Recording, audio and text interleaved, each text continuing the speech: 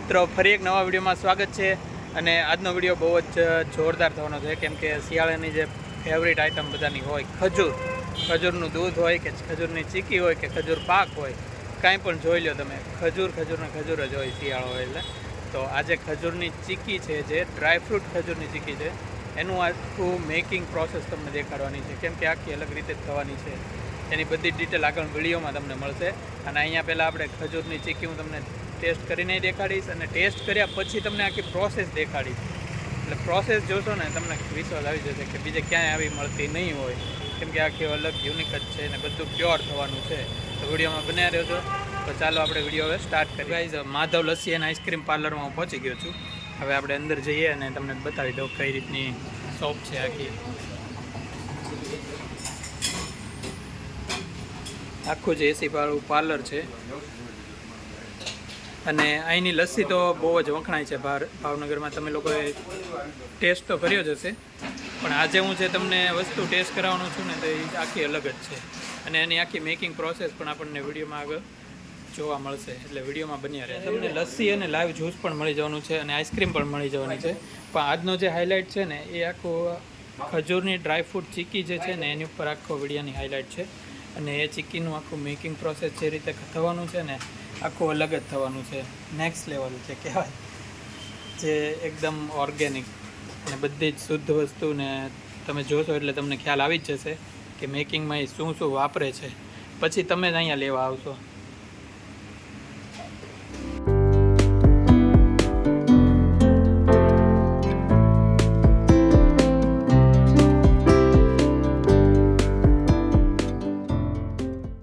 તો ગાઈઝ, આ ચીકી તો મેં ચાખી, બહુ જ ટેસ્ટમાં જોરદાર છે. અને જે કહેવાય ને, સ્વાદ પણ એકદમ જોરદાર છે. પણ આમાં છે ને સુગર ફ્રી છે, મેઇન વસ્તુ એ છે. એટલે ડાયાબિટીસના પેશન્ટે ખાય છે. અને તમને વિચાર આવતો હશે સુગર ફ્રી છે તો ગોળ અને ખાંડ નહીં હોય. આ નથી, ગોળ અને ખાંડ નથી, છતાં આટલી ટેસ્ટી છે. અને ગોળ અને ખાંડની કમી શેનાથી પૂરી કરે છે ને, એ તમને પ્રોસેસમાં દેખાડે. મેકિંગ પ્રોસેસ એટલે દેખાડવાની છે. તો બસ હવે વિડીયોમાં બન્યા રહેજો. મેકિંગ પ્રોસેસમાં સૌથી પહેલાં કાજુને ફ્રાય કરી લઈશું, એ પણ ઘીમાં. અને પછી ખજૂરને ક્રશ કરવાનો હોય, એટલે પહેલાં છૂટો પાડી લેશે.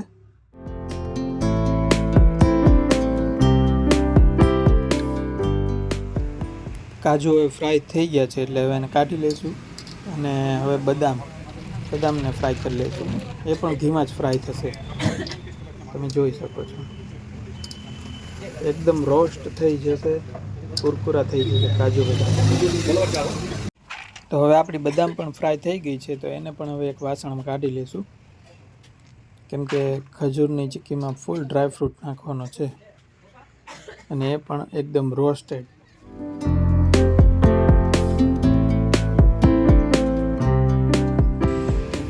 તો ગાઈઝ, પ્યોર ઘી આપણી સામે જ તે તવડામાં અત્યારે ગરમ થઈ રહ્યું છે, અને કાંઈ હાઈડ રાખવામાં નથી આવતું.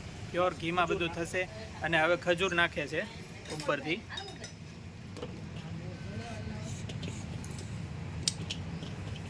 અને આગળ જે તમે વિડીયોમાં જોયું કે ડ્રાયફ્રૂટ છે તો બધો એ ફ્રાય કર્યો ઘીમાં. ખજૂરને ઘીમાં પૂરેપૂરો શેકવામાં આવશે.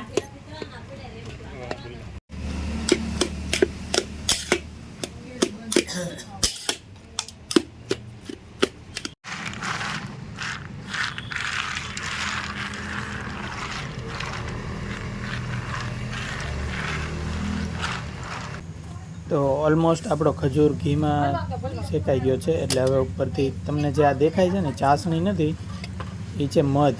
મધને ગરમ કરીને નાખવામાં આવે છે, જેથી કરીને એકદમ મિક્સઅપ થઈ જાય ખજૂર સાથે.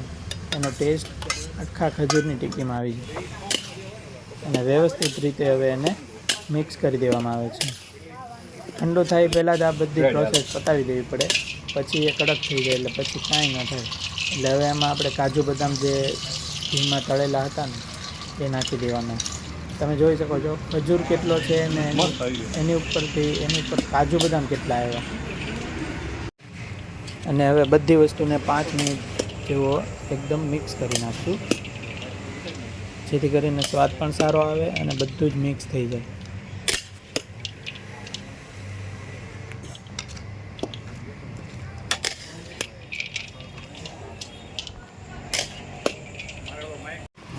તો આપણી ખજૂર ડ્રાયફ્રૂટ ચીક્કી થઈ ગઈ છે રેડી.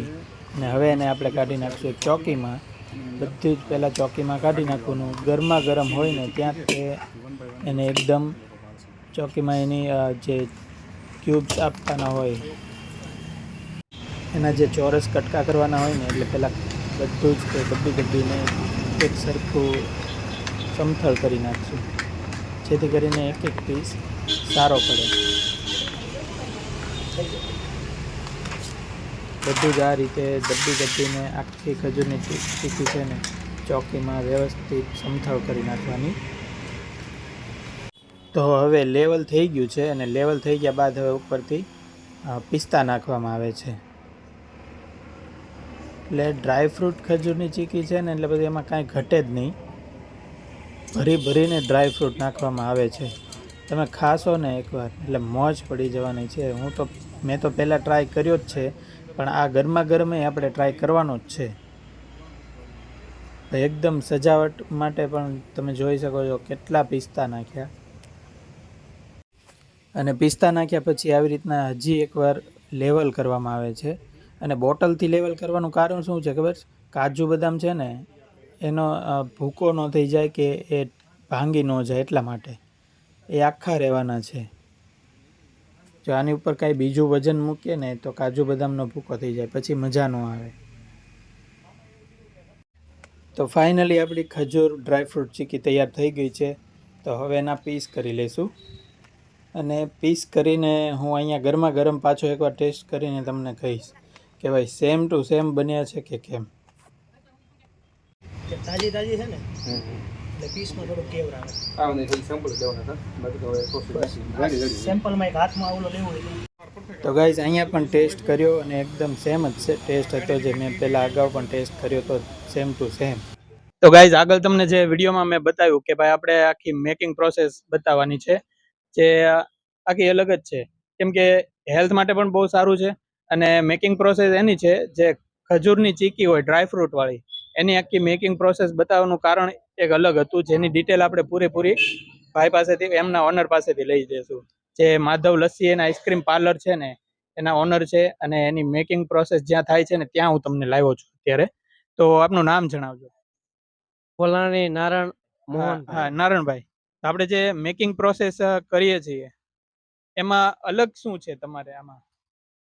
અલગમાં તો એ છે અમારે કે સ્પેશિયલ એક તો બનાવવામાં આવે છે, પ્લસ અમારું પોતાનું ચોખ્ખું ઘી વાપરવામાં આવે છે, પ્લસ અમે મધ છે એક એક્સ્ટ્રા ગામડેથી મંગાવીને વાપરવામાં આવે છે. અને અમારું બધું ડ્રાયફ્રૂટ અમે અલગથી એક લઈએ છીએ, અને જે સારી ક્વોલિટીનો ડ્રાયફ્રૂટ આવે અને સારી ક્વોલિટીનો ખજૂર આવે તે બધો યુઝ કરવામાં આવે છે. એટલે મધ વાપરો છો, એટલે ખાંડ કે ગોળ કે એવું કાંઈ ગળપણ માટે એવું કાંઈ નથી વાપરતા? ગળપણ માટેમાં ખાલી ડાબર અથવા સફોલા કંપનીનું અથવા તો અમારું પ્યોર મધ વાપરવામાં આવે છે, અથવા તો કોઈ ખાંડ અથવા ગોળ એમાં કોઈ યુઝ કરવામાં આવતો નથી. એકદમ સુગર ફ્રી આપવામાં આવે છે. એટલે શિયાળાની સિઝનમાં ખજૂર બહુ બધા ખાતા હોય, ખજૂર પાક, ખજૂર ચીક્કી, બધી ખજૂરની આઈટમ ખાતા હોય, જેથી શું છે માણસ હેલ્ધી રહે અને એનર્જીયુક્ત રહે.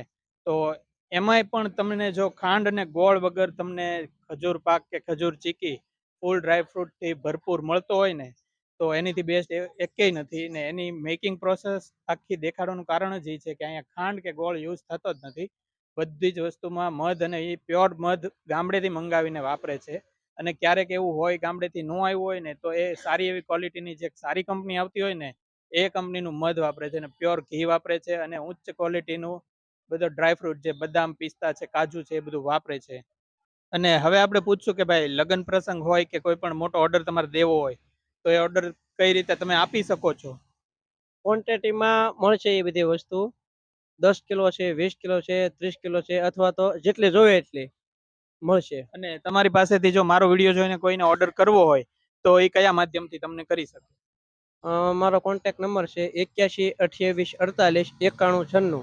Madhav complex, Madhav lassi and ice cream parlour, Vishwakarma circle, Shastrinagar. અને આ કોન્ટેક્ટ નંબર તમને ડિસ્પ્લે ઉપર પણ મળી જશે, એટલે ત્યાંથી તમે કોન્ટેક્ટ કરીને વધુ ડિટેલ પણ મેળવી શકશો. અને બીજું, ડાયાબિટીસ વાળા પણ આ ચીક્કી ખાતા હોય છે, બરોબર ને? ડાયાબિટીસ વાળા પણ ખાઈ શકે છે, કારણ કે આમાં ગોળ અથવા ખાંડનો કોઈ યુઝ થતો નથી.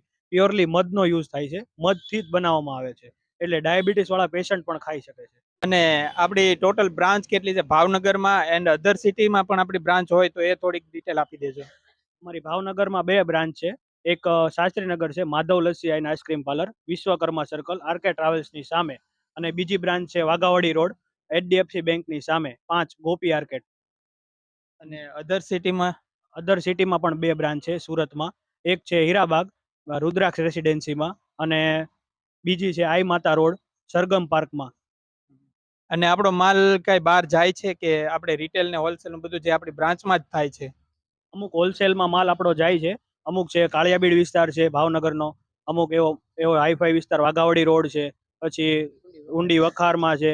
એ બધી વિસ્તારમાં પણ અમારો માલ હોલસેલમાં જાય છે. અને હોલસેલમાં તમારે જો કોઈને માલ જોતો હોય તો તે કોઈ કોન્ટેક્ટ નંબર ઉપર અથવા તો કોઈ રૂબરૂ આવીને વાતચીત કરી શકે છે. Okay, thank you. તો ગાઈઝ બધી જ ડિટેલ તમને મળી ગઈ છે અને આગળ તમે વિડીયોમાં જે પ્રોસેસ જોઈ મેકિંગ પ્રોસેસ એ બધી જ તે અહીંયા લાઈવ તમને દેખાડી છે. એમાં કાંઈ હાઈડ રાખવામાં નથી આવ્યું. તો વિડીયોને વધુમાં વધુ શેર કરજો જેથી કરીને શું છે ડાયાબિટીસ વાળા જે દર્દી હોય ને એ લોકોને ખાવાની ઈચ્છા તો થતી હોય પણ એ ગોળ અને ખાંડ આવતું હોય ને એટલે ન ખાતા હોય અથવા પીતા હોય. તો આ એ વસ્તુ છે કે એ બધાય ખાઈ શકશે અને એકદમ હેલ્ધી છે. અને બધી વસ્તુ એકદમ ચોખ્ખા ઘીથી અને ચોખ્ખા મધમાંથી બનાવવામાં આવે છે અને ડ્રાયફ્રૂટ પણ સારી ક્વોલિટીનો વાપરવામાં આવે છે. તો આ વિડીયો ખૂબ જ તે વાયરલ કરજો, ખૂબ જ આગળ શેર કરજો. બસ એટલું જ કહીશ ને આ વિડીયો હવે હું પૂરો કરીશ. તો મળીએ નેક્સ્ટ વિડીયોમાં. ત્યાં સુધી રાધે રાધે.